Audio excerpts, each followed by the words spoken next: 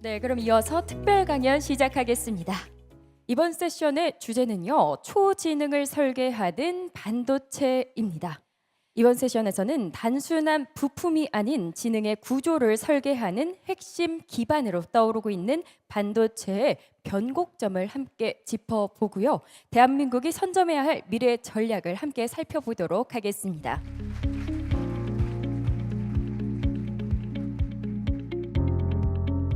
자, 그럼 단장님께 진행 부탁드리겠습니다. 네, 반갑습니다.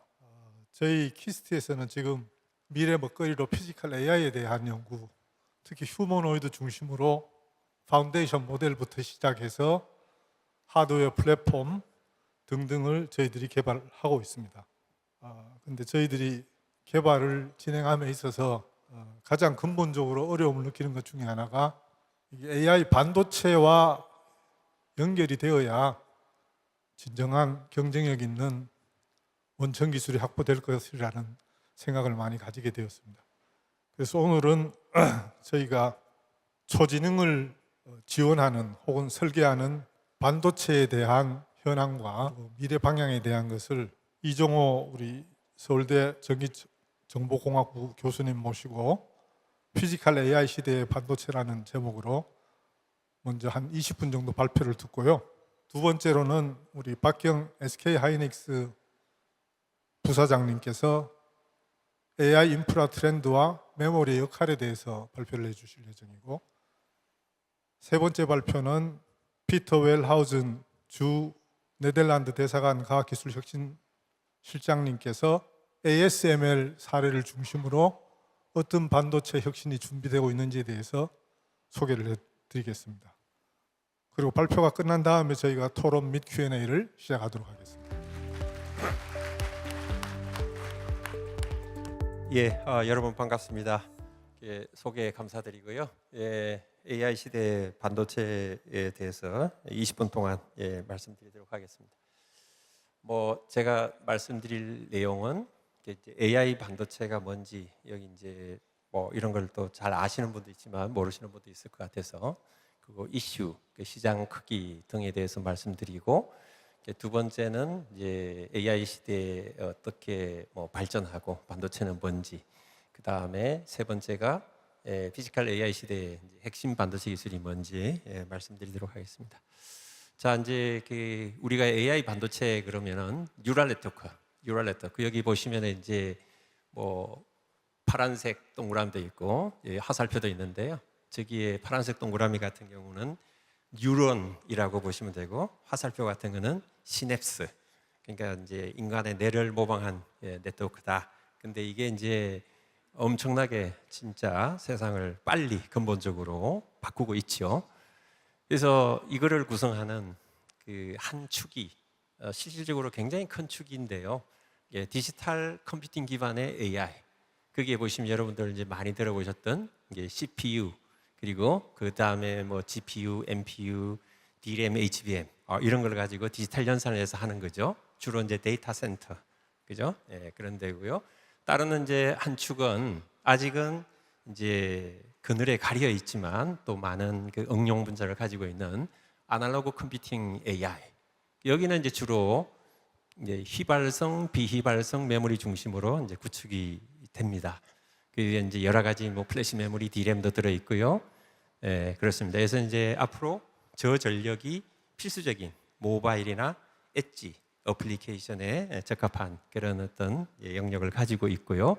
여기서 이제 우리가 그냥 통상적으로 알고 있는 AI 반도체 그러면 CPU, 그 다음에 GPU, NPU, TPU, 그 다음에 DPU, 등등등 이런 거를 이제 얘기를 하는 거죠.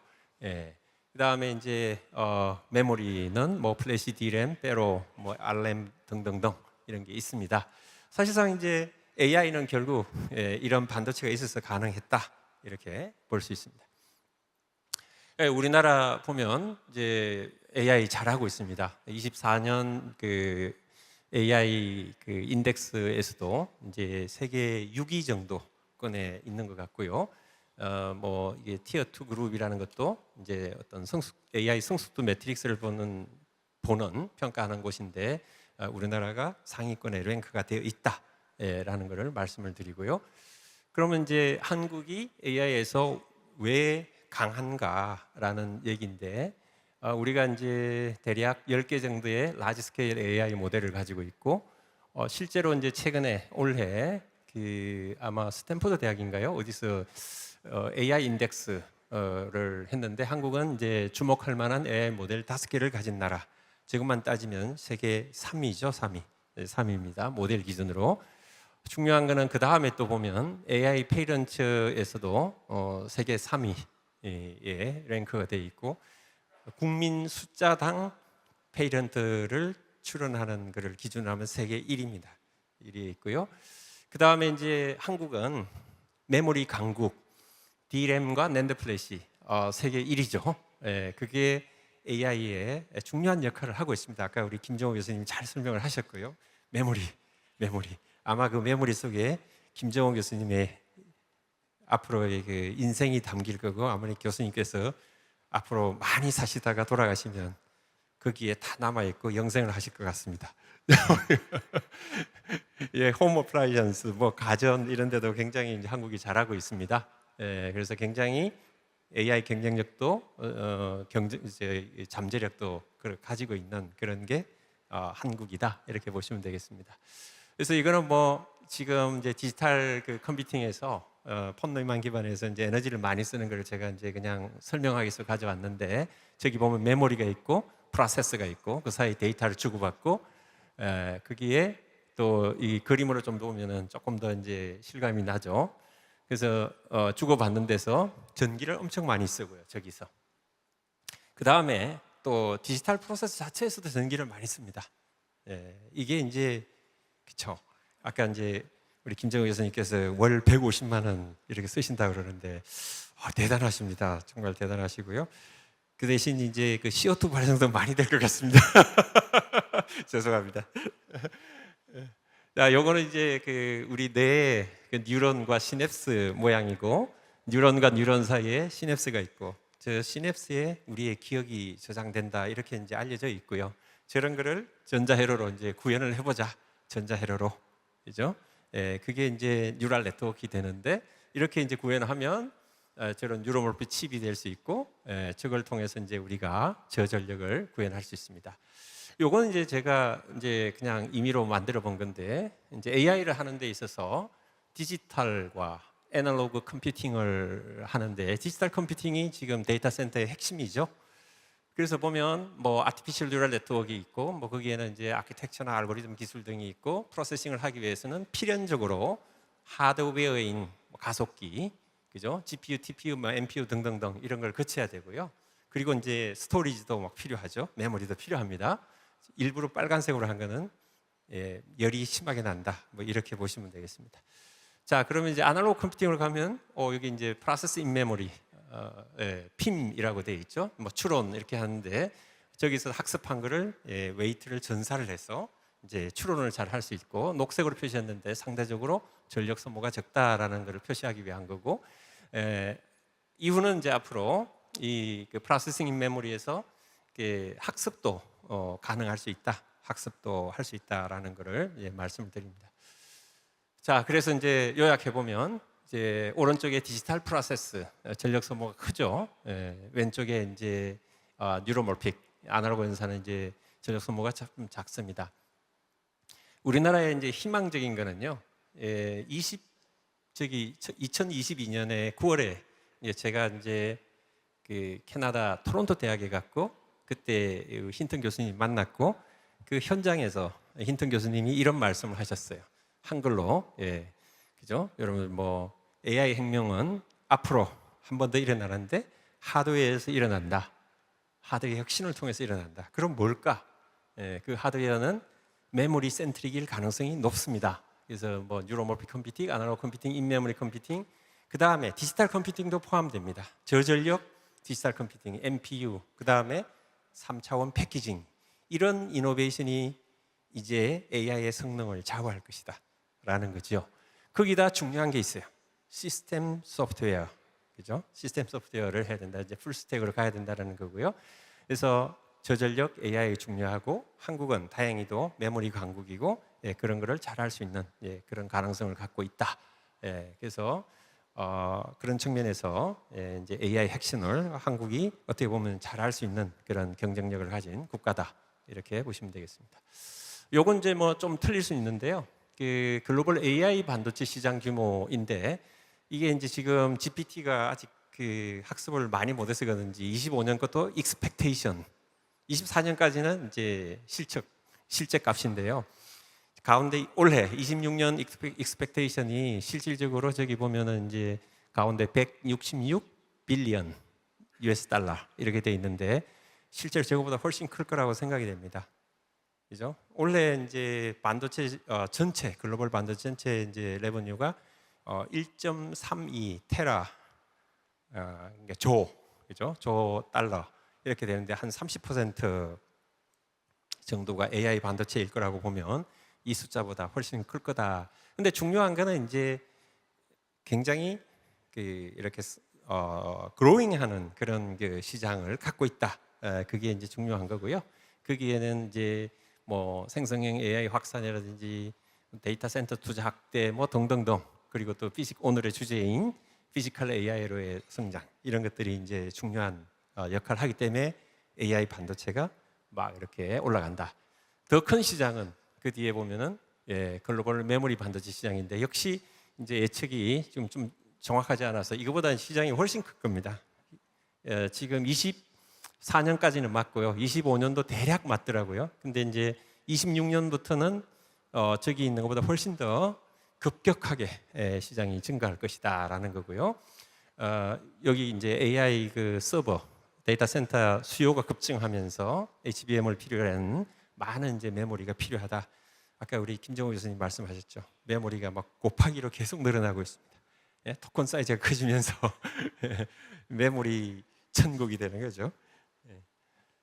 자, 그래서 이건 이제 그 세미컨덕터 전체 전 글로벌 시장을 이렇게 전망한 건데요. 그래서 여기서 보면 2030년에 1조 US 달러 될 거다 이렇게 예측을 했어요. 그런데 그 이제 시대의 주요 그 산업의 동력원이 PC, 인터넷, 스마트폰, 클라우드, AI로 이제 발전한 거죠. 근데 25년에는 정확하게 시장이 예측보다는 살짝 커요. 살짝 제가 녹색으로 표시했는데 793 빌리언 US 달러 정도 됩니다. 그러면은 올해는 어떻게 될까요? 하는 거죠.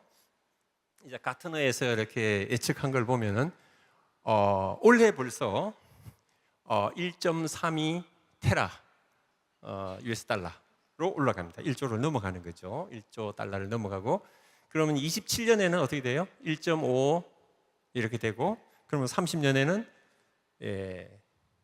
1.75 조 달러 되는 거죠. 1.75조 달러. 굉장합니다. 자, 그래서 이건 이제 그림이 너무 커서 제가 좀 줄여봤습니다. 줄여서 다시 그림을 그려보면 여러분들이 이제 그 기울기를 좀 더 잘 볼 수가 있는데요.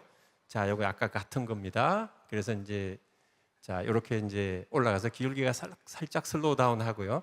그다음 30년 가면 1.75달러로 이렇게 올라간다. 여기 참고하시면 될 것 같고요. 그래서 이제 두 번째는 뭐 AI 시대의 어떤 발전과 반도체에 대해서 보면 사실 이제 그 앞에서 우리 김정우 교수님이 이제 잘 설명해 주셔서 첫 번째 이제 채팅 AI 그죠? 여기에 뭐 여러 가지 또 관련 기업이 있고 에이전틱 AI 설명을 아까 잘 해주셔서 제가 생략하겠습니다. 그리고 뭐 오늘의 그 주제인 피지컬 AI 물리 세계와 상호작용을 하고 어쩌고 저쩌고 그래서 뭐 대표적인 게 휴머노이드 자율주행 자동차 이런 것들이 있다. 그래서 지나가도록 하겠습니다. 자, 뭐 그 얘기를 정리한 메시지를 아래쪽에 이제 표시를 했고요. 대략 그 챗GPT 그러니까 챗하는 AI 시대가 이제 2020년대 전후로 해서 뭐 이제 우리가 인식을 하고 이해를 하고 하는 그런 거고 사실은 이제 뭐 이렇게 영역을 연도를 딱 잘라서 얘기할 수 없으니까 제가 이렇게 좀 브로드하게 밴드로 표시를 했는데 에이전틱 AI는 2020에서 30년 사이, 그죠? 그 다음에 피지컬 AI는 이제 본격적으로는 2030년대이지만 그 전에 또 조금씩 있죠. 있습니다. 그래서 이제 뭐 실행하고 물리 상호 작용을 하는 그런 이제 피지컬 AI 시대로 갈 거다. 자, 이제 사양인데요. 이거 뭐 사양을 이제 설명을 드리면 이제 기술적인 얘기들을 많이 해야 되는데 그냥 이제 일단 그냥 밑에 설명만 하겠습니다. 좀 정성적으로 이제 그러니까 연산 성능이 더 높아져야 한다라는 거, 그리고 메모리 대역 폭이 커져야 된다, 연결을 빨리 해야 된다, 그죠? 에너지 효율이 높은 반도체 개발해야 된다. 그 다음에 신뢰성, 안정성이 중요하다. 신뢰성, 안정성은 이제 뭐 AI에 다 관계되지만 특히 피지컬 AI에서 중요하죠. 잘못하면 이제 로봇이 사고를 치면 이제 다칠 수도 있으니까. 그리고 이제 피지컬 AI 쪽에서는 연산 성능이 약간 에너지 소모를 작게 하는 그게 강조가 되어 있습니다. 전체적으로 보면 스펙이 에이전틱 AI보다는 낮아졌어요. 오히려. 그렇지만 에너지 효율은 굉장히 높여야 되는, 그죠? 항상 이렇게 뭐 휴머노이드 로봇 같은 경우에는 이제 돌아다녀야 되니까 그건 뭐 배터리로 작동할 확률이 크죠. 자, 그래서 이제 그 이슈가 뭐가 있냐? 챗 GPT 시대에는 뭐 반도체의 핵심은 이제 고대역폭 메모리하고 GPU가 있었다라는 것이고, 그 다음에 에이전트 AI 시대에서는 여러 종류의 컴퓨팅 플랫폼을 많이 이제 활용을 하는 CPU, GPU, NPU, 그다음 메모리. 사실 DPU는 여기에 그 프로세스 사이에 그 트래픽, 데이터 트래픽 엘로케이션도 하고 뭐 약간의 좀 기능이 다른 연산인데요. 어쨌거나 저런 것들이 많이 필요로 하는 그런 거다라고 보시면 되겠고요. 피지컬 AI 시대에서는 이제 엣지 AI 또는 모바일 이런 데 쓰니까 초저전력 반도체가 핵심이다. 굉장히 중요하다라는 것을 강조하고 싶습니다. 자, 이제 사실은 제가 연구도 하고 있어요. 센터 과제를 이제 모 회사 연구를 하고 있는데 내 휴대폰 속 AI 에이전트, 그죠? 아까 이제 김정호 교수님은 노트북에 에이전트를 하나 가지고 계시고 그 에이전트가 another 에이전트를 부리고 이렇게 할 수 있는데요. 더 쉽게는 내 휴대폰에서 나의 모든 비밀을 가지고 있는 에이전트가 하나 있고 그 에이전트를 통해서 나의 비밀을 바깥으로 내보내지 않고 일을 시켜서 할 수 있는 게 아마 여러분들한테는 가장 편하지 않을까. 그래서 제가 이제 이렇게 준비를 했고요. 그래서 외부하고 이제 연결해서 하는 거죠. 내 손 안에 에이전트. 실제로 이제 가능하겠다. 이런 연구도 사실 하고 있습니다. 자, 그래서 이제 여기서는 개인정보 보호가 굉장히 중요합니다. 그죠? 여러분들 그 바깥의 에이전트한테 여러분들 은행 비밀번호를 뭐 넣는 사람도 있겠죠. 굉장히 찝찝할 겁니다. 뭔가 이래도 되는가? 그런 이제 걱정도 생기는데요. 그때 이제 이런 휴대폰에서, 그죠? 내가 혼자만 쓰는 그 바깥에 나의 정보를 내보내지 않는 그 에이전트를 쓴다면 얼마나 좋겠어요. 나의 건강 정보, 가족 정보, 그죠? 그다음 금융 정보, 모든 그 정보를 다 가지고 있는 거죠. 필요할 때만 안전하게 연결해 쓸 수 있고 더 빠르게 정확한 업무를 수행할 수가 있다라는 거고요. 자, 그 다음에 이제 AI 시대의 핵심 반도체 기술에 대해서 보면 로봇도 이제 AI가 그려졌습니다. 그래서 데이터 중요하죠. 학습시킬 데이터 중요해요. 그죠? 그 다음에 리얼타임 트레이닝을 해야 됩니다. 이 트레이닝을 자기가 보고 로봇이 트레이닝을 또 할 수 있어야 되고 커뮤니케이션, 인터커넥션도 굉장히 중요합니다. 로봇 내에서도 중요하고요. 그래서 제가 저기 선을 그려놨습니다. 그 다음에 레이턴시, 그죠? 굉장히 중요하죠. 밀리세컨드 오더의 레이턴시를 해야 되고, 여기에 이제 여러분들 못 보던 내용이 하나 들어갔습니다. 인센서 컴퓨팅. 그 손이든지 눈이든지 제가 저기 동그라미 치는 곳에 보면은 센서가 많이 있는데요. 저기에 실시간으로 아날로그 센서가 작동을 하면서 아날로그 데이터를 디지털로 컨버팅하고 트랜시버 헤어와 광 케이블을 통해서 머리에 있는지 가슴에 있는지 모르는 GPU로 데이터를 주고받고 하는데 어마어마한 부하가 걸릴 겁니다. 그런 측면에서 이제 센서에서 컴퓨팅을 해서 필요한 정보만 이제 준다, 그런 개념으로 보고 있고요. 가장 중요한 게 얘는 이제 뭐 배터리 도시락을 가지고 다녀도 굉장히 전기를 많이 먹기 때문에 굉장히 불편할 수 있죠. 그래서 여기 이제 보시면 굉장히 말단에 센서가 있고 그 센서의 아날로그 시그널을 간단한 인센스 컴퓨팅이 경량의 바이너리 신호로 바꿔주면 이거는 이제 전송이 굉장히 부담이 적죠. 그죠? 여기에 이제 지금 약간 그 붉은색인가요? 흰색 그 표시 선을 해놓은 게 이게 이제 광 인터커넥트. 이 그림을 그리려니까 쉽지 않더라고요. 한 1시간 그려야지 이게 한 장이 만들어져 계속 틀려가지고. 그래서 이제 그거를 정보를 이제 중앙에서 주면 저전력으로 쉽게 인지를 하고 빨리 명령을 내리죠. 그러면 이제 액추에이터가 움직여서 뭔가 이렇게 움직이고 대응을 하는 거죠. 그런 겁니다. 그래서 저전력 고속 연결의 광 인터커넥트도 이 안에서 필요하다. 물론 여기서 모든 계산을 하지 않고 데이터 센터하고 연결하는 약간 어떻게 보면 이제 내가 없다고 하지는 모르지만 뭐 지능이 낮지만 데이터 센터하고 연결되어 있는 그런 로봇도 있을 수 있죠. 그래서 연구를 많이 하고 있습니다. 전력 소모 최소화, 필요한 정보만 전송, 에너지 효율 높여야 되고 전체 시스템의 전력 사용을 최소화해야 된다라는 거고요. 그래서 인센스 컴퓨팅을 보면 하나의 칩에서 센서 어레이와 저전력 뉴럴 네트워크를 넣어서 결과적으로는 경량에 아주 필요한 정화된 그런 정보를 바이너리로 해서 MCU 또는 프로세서에다가 보내주면 되는 거죠. 이런 이제 기술이 필요하다. 이제 초저전력 인센스에서 하니까 같은 칩이면 잡음도 굉장히 줄일 수 있습니다. 초저잡음 센서가 굉장히 작아요. 작게 만들 수 있고 실시간 처리할 수 있고 경량 데이터를 출력을 할 수가 있다라는 거고요.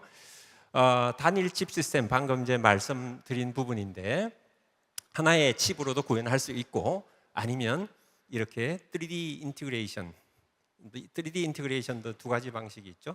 모노리틱하게 쌓아 올리는 거 아니면 두 장을 이렇게 칩을 두 개를 딱 붙이든지 뭐 이렇게 하는 본딩 뭐 이렇게 해서 할 수 있습니다. 다 저전력, 소형화, 고신뢰성 뭐 이런 것들이 중요하다. 이분은 이제 인센스 컴퓨팅 비전 미래 산업에 대해서 보면 하나의 또 어떤 중요한 그 패러다임을 만들어낼 수 있는 그런 기술이다라는 거고요. 그래서 자율주행 차량의 실시간 환경 인식 그리고 스마트 팩토리에서 예측할 수 있는 거 그리고 이제 뭐 디지털 헬스케어, 지능형 로봇 정밀 제어 또 스마트홈, 스마트시티 효율적인 제어 이런 부분에서 활용될 수 있고 더 빠르고 더 효율적으로 더욱 안전한 미래 사회로 우리가 이제 전환할 수 있게 돕는 것이죠. 자 여기에 이제 5감 센서를 넘어서 뭐 7감 센서입니까? 초음파 센서, 뭐 적외 센서까지 붙어 있고요. 다행히도 이런 센서들이 이런 그 AI하고 매칭이 잘 되는 것 같습니다. 그래서 굿 매치가 되고요. 그래서 다양한 모바일 엣지 디바이스, 스마트홈 뭐 앞에서 보여드렸던 뭐 IoT나 로봇 등등등 많은 곳에 이제 응용을 할 수 있고 일례로 예를 들어서 뭐 전자코, 올팩토리 시스템 이제 화학 센서죠. 코, 냄새 센서 같은 경우도 가령 여기 보시면 센서 어레이가 있고 인터페이스 회로가 있고 회로에 증폭기도 있고 뭐 통신 모듈도 있고 그 다음에 그거를 디지털로 바꿔서 프로세서에 보내고 그 다음에 수학적 알고리즘을 가지고 계산을 하고 그걸 다시 받아서 디스플레이하고 이게 굉장히 에너지 소모도 크고 큽니다. 시스템 자체가 이런 거를 이제 하나의 이런 그 칩에다가 구현하는 그런 이제 시대로 가고 있는 거죠. 그 칩에 구현해서 다 집어넣을 수 있다. 아주 작게 저전력으로 할 수 있다. 그런 겁니다. 자, 그 다음에 이제 마지막 페이지인데요. 광 인터커넥터 앞에서 이제 로보틱스에서 그 AI, 피지컬 AI에서 보여드렸죠. 그래서 칩 내에서 광 인터커넥션을 할 수 있어요. 뭐 실리콘 포토닉스를 써서 할 수가 있습니다. 제 안에서. 그 다음에 칩과 칩 사이에도 광으로 연결하는 시대. 대략 한 440 기가 bps 정도 급되면 더 이상 이제 구리선으로 하지 못하고 광으로 이제 갈 거라는 이제 계산들이 있습니다. 그 위에 이제 이런 패키징을 통해서도 뭔가 이제 그 AI 자체에 여러 가지 이제 그 시스템을 인티그레이션을 해서 전력도 그리고 크기도 줄이고 하는 이런 일들을 할 수 있다. 그 중에 핵심 기술이 광 인터커넥트 그리고 패키징, 이게 굉장히 이제 중요한 기술로 대두됐다. 예, 여기까지 해서 뭐 같은 얘기고요. 마치도록 하겠습니다. 감사합니다. 뜨거운 박수로 환영해 주십시오. 네, 안녕하세요. 저 주원 네덜란드 대사관 피터입니다. 그런데 좀 이상하지 않나요? 그 대사관 직원 ASMR에 대해서 발표하는 거 이상하지 않을까요?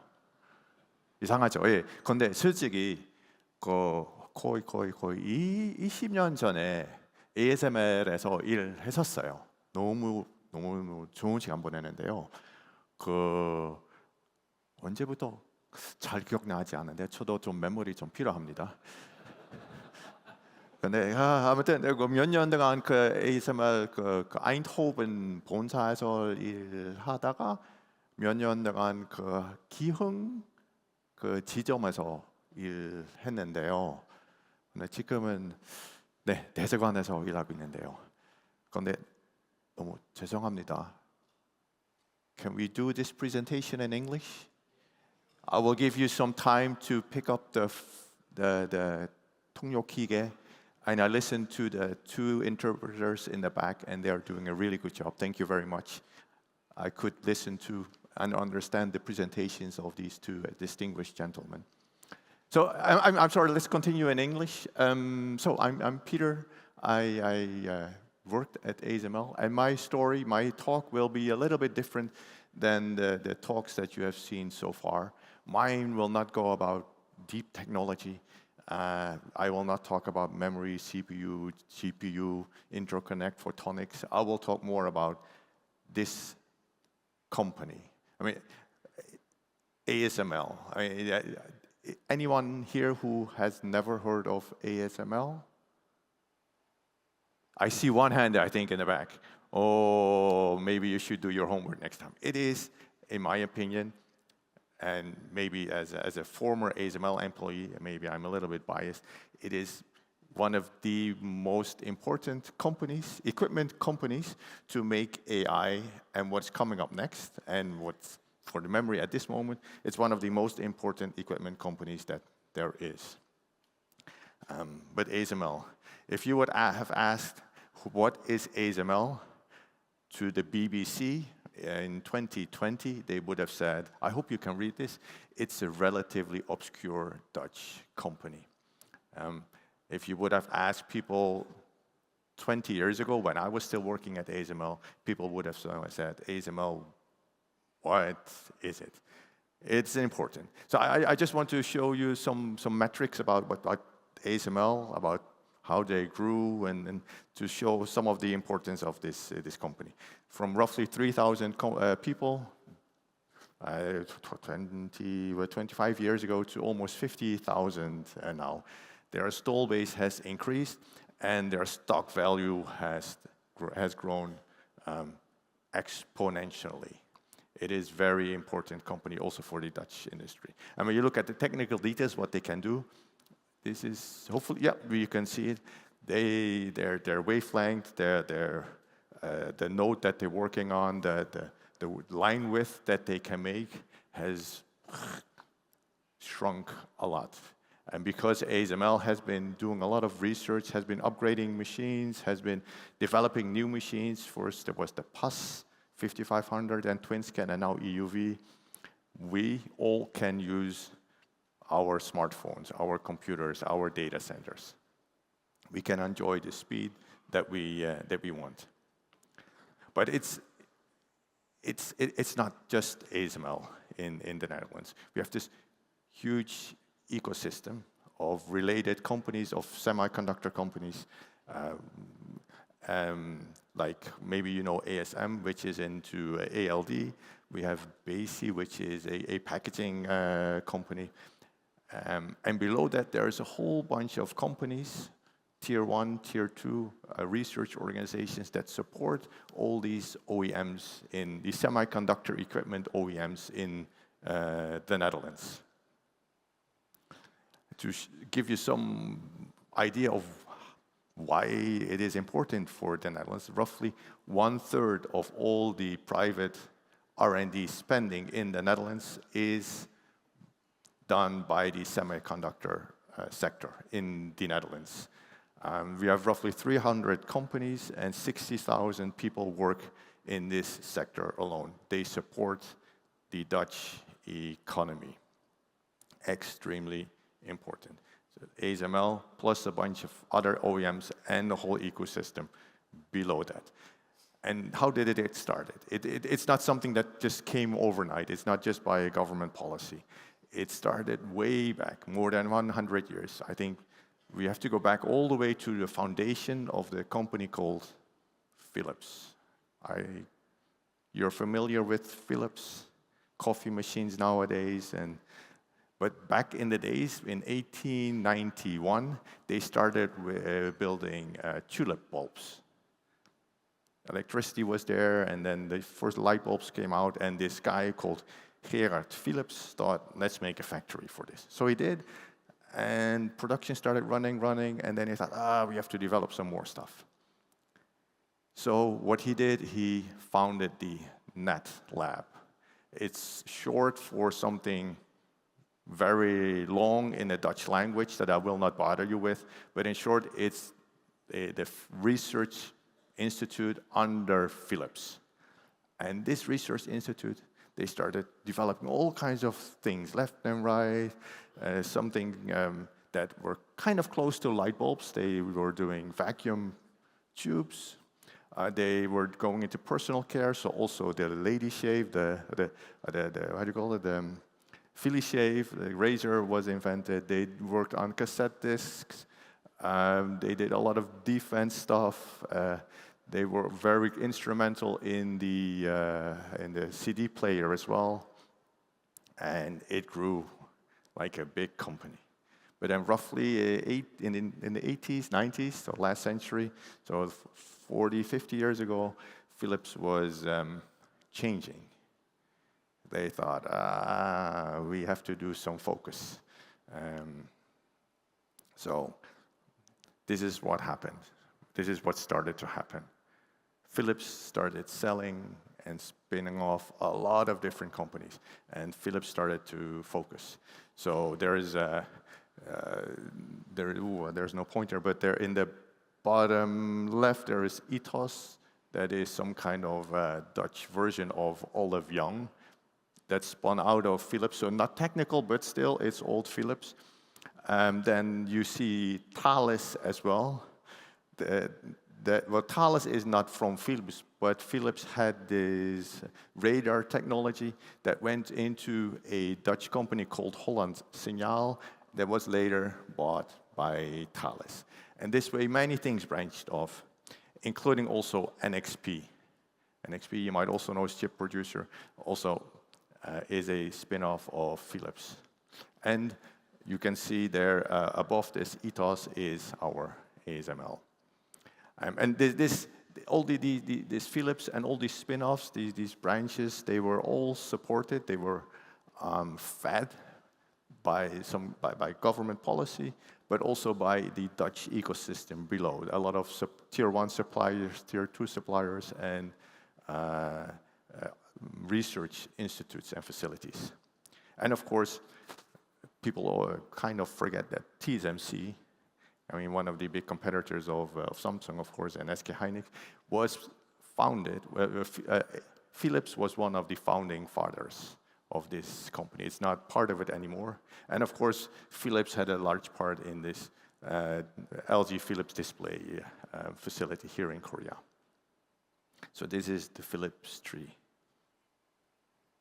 And that grew ASML.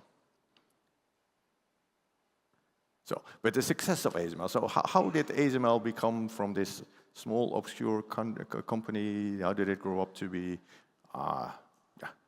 the dominant company that it is now?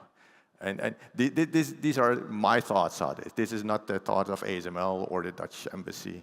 These are my thoughts on what I have seen at ASML when I was working there, and while I was working at the embassy, while I was still in contact with with ASML.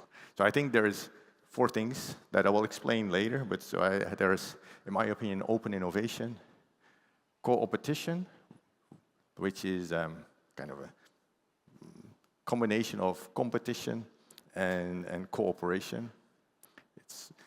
There's focus, and ASML has guts, to say it bluntly. I hope this translates very well, by the way. So there's open innovation.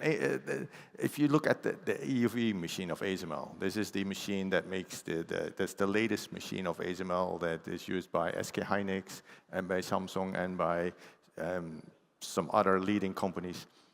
They have more than 100,000 parts, and ASML is not able to produce all of that, not able to develop all of it.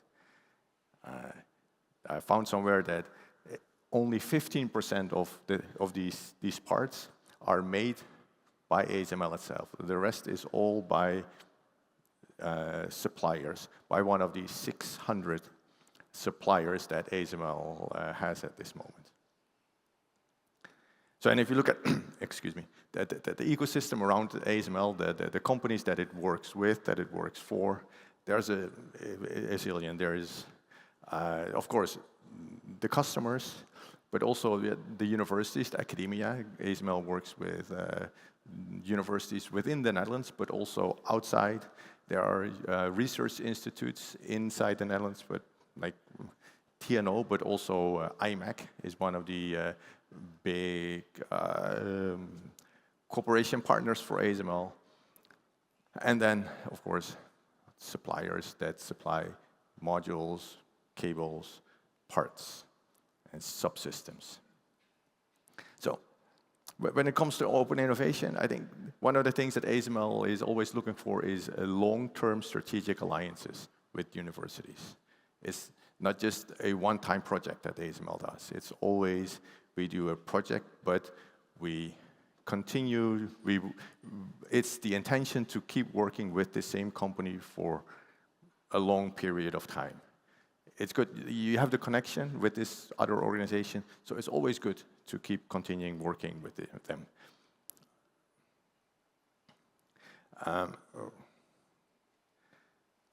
So some of these strategic partners are for Carl Zeiss. Carl Zeiss, you might know, is the lens maker. They were involved with it, ASML, since the beginning, since 1986, with one of the first machines of ASML. And ASML kept asking to Carl Zeiss, please update, please help us develop the new lens system for the new machine that we are going to build. And ever since this 86, Carl Zeiss has been involved, has been designing, together with ASML, designing the entire lens system.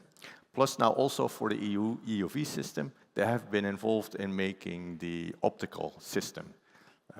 EUV is a light source, or light, you cannot even see it, but it needs vacuum to travel. If it hits any, if you would shoot a EUV light here, it will, the air molecules will absorb the light, so it has to be in vacuum. So this EUV will also not travel through lenses, the thing that Carl Zeiss is good at. So together with Carl Zeiss and with some other technology partners, ASML came up with mirrors.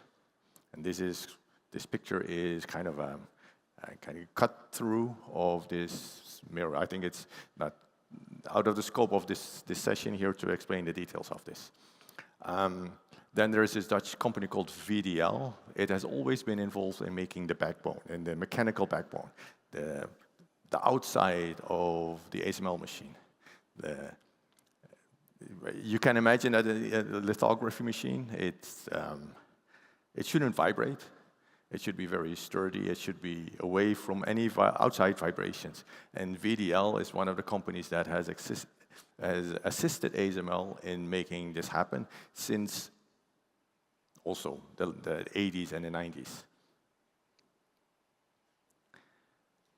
Also, the ASML is always trying to look for win-win relationships. That is always very important. And one of the important things here is ASML has, as I mentioned to you, ASML has many suppliers. And many of these suppliers are all of them are very proud to deliver to ASML. And they, of course, want to sell to ASML. But ASML encourages their suppliers, please find other customers as well. Don't rely on us too much. And the reason for this, I have seen while I was working for ASML. In the early 2000s, the semiconductor industry was still going up and down, extremely volatile. And when I was working there, all of a sudden, ASML, or the entire semiconductor industry, was the lowest of lowest you can think of. And all of a sudden, these suppliers, the ASML didn't have a lot of orders, so they were not producing a lot of machines. So suppliers were not able to deliver anything to ASML. If these suppliers were not supplying to other companies, they would not have income and they would have gone bankrupt. And bankrupt suppliers for ASML would be disastrous. If important parts cannot be delivered anymore, ASML machine is, because it's very difficult for others to redesign or engineer parts again. I'm not saying it's impossible, but it is very difficult. The other thing also, ASML is also looking for capacity building. They have grown a lot. So they do a lot with universities in the Netherlands, but also outside the Netherlands, also here in Korea, to bring the knowledge of the students, of the researchers up to date, and then maybe later, all these students, they will work for ASML, whether it's here in Korea, or in the Netherlands, or Taiwan, or some other site. This is extremely important. And one thing that happened last year is that the former CEO of ASML, Mr. Peter Wenning, he said, we need help for our ecosystem. We need help. ASML was growing. On paper, they were growing. Their orders were growing, but they did not have the ecosystem. They did not have the preconditions around Eindhoven to make it all happen. So they asked the government, please give, not us, don't give us ASML money, but give our ecosystem money. ASML was taking care of the ecosystem because they needed to upgrade. But also, ASML saw that it attracted a lot of employees, but there were no homes. There were not, so the government, they told the government, please help us build more homes. Also, education for foreign workers was not there. So also, ASML said, for us and for our ecosystem, it is important that foreign workers also have international schooling. So it's also ASML taking care of of their ecosystem to make sure that the ecosystem, but also ASML itself can continue to grow. Also, ASML is doing future projects. I'll start with the one on the left, photonics. You might have seen some hints to this already related in presentations before that. Instead of electrons going back and forth between semicon devices, we can also use light to do this. So ASML has now donated has put a DUV machine in one of these photonics labs in the Netherlands. So this photonics lab can make their photonic devices using an ASML machine. And maybe it's the future market for the ASML machine. And the other thing is something that's happening in the Netherlands in cooperation with the northern parts of Belgium and with one of the German states, and this project is called Einstein Telescope. It's a really cool project, I think. I'm still an engineer, I like science. somewhere out there are gravitational waves. And with this thing, this Einstein telescope, we want to measure these.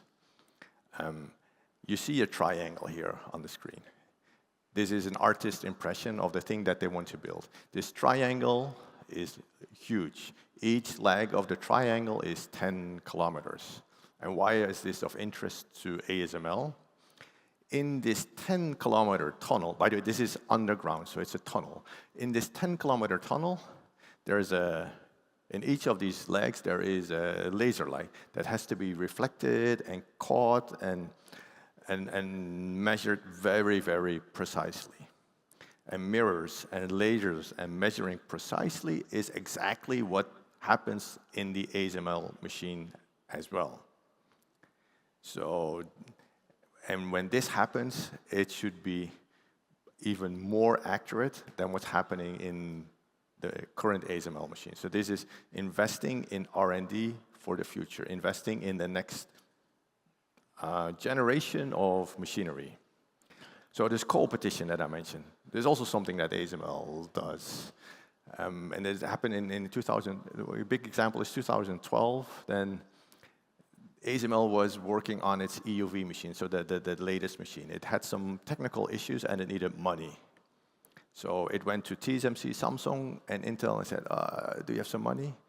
Then we can work further on this. And each of these companies gave several hundred millions of euros to ASML. So ASML could do, together with their partners, could do the research. And this research was also done in close cooperation with these three. So even though these three are very, very competitors of each other, together with ASML, they worked on a machine that they would all need in the future. Now, this latest machine of ASML is running, among others, in all these three fabs. Focus. Focus is one of the other things that ASML was doing.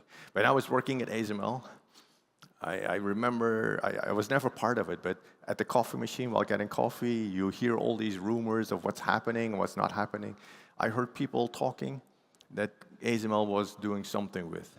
They wanted to make equipment to make solar panels. Totally, it's kind of similar, I guess, but it's totally different. But at a certain point, the big bosses of ASML said, nope, let's not do it anymore. Let's just throw away all the plans because it's not our business. We are lithography. We stick with what we do. We stick what we do best. And also, when I was there, ASML bought this company called SVG. It's, I think, from northwestern United States. They had some track division, which was of interest to ASML, that ASML could also maybe do something making tracks. But also their higher management said, no, let's not do this anymore. We have to focus. Very, very important. And and there are some spin-offs as well. And then I mentioned guts. I mean, it sounds like a strange word, but ASML doesn't shy away from technical challenges. It has seen many, and let me show you a few. I mean, if you have worked in semiconductor world, one of the things that you do not want to see in your fab, in your machine, on your wafer, is contamination. This is ruining the entire wafer. It ruins production. Still, what did ASML do? They put water in between the lens and the wafer. They put it there so they would be able to go to the next node. Water on the wafer. And somehow they made it happen. ASML did not have any person working for them who was capable of doing the dynamics of very thin film liquids. They didn't hire someone to make this all happen. They again went to one of their strategic, or a few of their strategic partners to talk with them and say, help us make this happen. So again, they stepped outside and asked, help. And then EUV.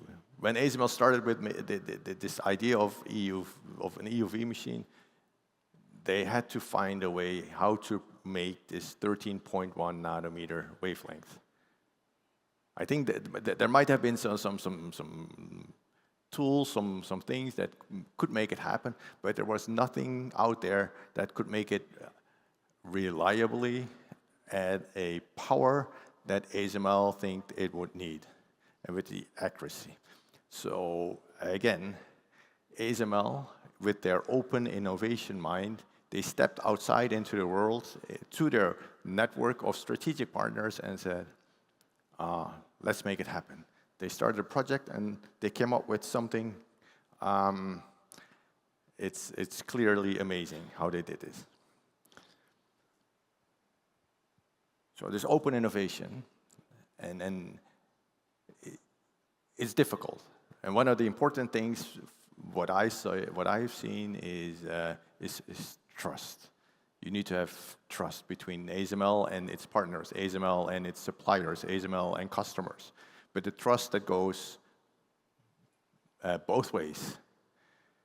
If ASML talks with their R&D partners, with IMEC or with a university, and together the R&D partner develops something for ASML, ASML has to trust their R&D partner that they will not sell this to a competitor. There has to be this trust. Also, when ASML talks to its suppliers, ASML tells to their supplier, I want you to develop this. I don't have the technology. This is my weak point. You have to trust the supplier that they will not spread to the world what the weak point of this company is, what the weak point of ASML is. There has to be this trust between ASML and its supplier. Also trust between ASML and its customers. Like with this competition, ASML got a lot of, when it was talking during the development of the EUV machine with Intel, Samsung, and TSMC, ASML got to know a lot of inside information about how these companies produce, how they work, what they don't do. These customers, they have to trust ASML that they will not give this information to a competitor. So trust is extremely, extremely important to make this work. So some final words, I think. So ASML grew in the Netherlands thanks to open innovation, working with others, trusting others. But it's not only ASML, it's some other OEMs as well, together with the high-tech ecosystem of R&D facilities and tier 1 and tier 2 suppliers. This open innovation only works if it's implemented strategically and long-term. Not just one project, but it has to be part of the company culture, of this ecosystem culture even. It has to be bigger than just your one company that you work for. And trust, as I just mentioned, is very, very important. And in the Netherlands, I think we have a government that understands this open innovation model. And we are very thankful that the government is doing its best to support this as well. So this is, in short, how ASML has grown, how the ecosystem has grown to support the semiconductor industry in the Netherlands, but also to make sure that all these laws that we have, that the Moore's Law has continued until now and will continue in the era of IA. Thank you very much. 네, 감사합니다. 진행상 토론과 질의 응답 없이 세션을 종료하겠다고 그러셨는데요. 제가 이 질문은 꼭 좀 꽤 많은 질문들이 들어왔거든요. 17개 질문 중에 하나만 팝업을 하겠습니다. 이정호 교수님에게 들어온 질문인데요. 오늘 주제 내용 AI 반도체가 대한민국이 강국 대결에서 향후 몇 년간은 갈 수 있다고 생각이 듭니다. 이정호 교수님이 언급하신 하드웨어 혁신, 시스템 소프트웨어 등이 10년여 문제는 없겠지만 최근 순수 소프트웨어나 하드웨어 전공하신 신임 교수분들이 날로 줄어들다 보니 관련 과목이 날로 줄고 있어서 향후 20년 후가 걱정됩니다. 어떻게 준비하고 대처해야 될지 의견을 주시면 감사하겠습니다. 예. 뭐 AI 시대고요. 예, 간명하게 좀 말씀드리면 우리가 대학에서 그 학생들을 가르치는 교과목의 개정이 많이 필요합니다, 사실은. 근데 실제로 그렇게 많이 하고 있지 않는 걸로 알고 있고요. 그 과정에서 하드웨어의 실험 실습 굉장히 중요한 부분이라고 생각하고 AI 시대의 그 실험 실습 그리고 텀 프로젝트의 깊이를 더하는 그런 형태가 필요하고요. 그 다음에 지적하신 그 시스템 소프트웨어, 뭐 실례지만 제가 이제 그 공무원으로 재직할 때 2022년 10월달에 이거를 엄청나게 깨달았습니다. 그래서 2023년 1월에 앞으로 다양한 종류의 하드웨어가 나올 거다. 예전에는 이제 리스크, 그 애플사 그리고 시스크, 인텔사 딱 정해져 있었는데 요즘은 다양한 하드웨어가 나오고 있습니다. 그러면 그 다양한 하드웨어가 제대로 실용화되기 위해서는 시스템 OS가 굉장히 중요하죠. 그래서 그때 K 클라우드를 만들어서 그 안에 시스템 소프트웨어를 아마 제 기억에는 한 4천억 원 정도 예산을 확보를 해서 넣었고 그게 아마 이미 작년 초부터 전국으로 대학에 그 시스템 소프트웨어 연구 과제가 풀렸습니다. 그래서 큰일 날 뻔했는데요. 좀 늦은 감도 있는데 그렇게 가고 있다라고 이해를 하시면 좋겠습니다. 아주 간절한 질문이 하나 더 있어서요. 학부생이 질문을 주셨는데 전자공학을 전공하고 있는 학부 2학년생입니다. 기업에서는 이 분야에 있어 신입사원을 뽑을 때 그들에게 단기적으로 또는 장기적으로 어떤 성과를 기대하는지 궁금합니다. 박형 부사장님. 굉장히 어려운 질문을 주셨는데요.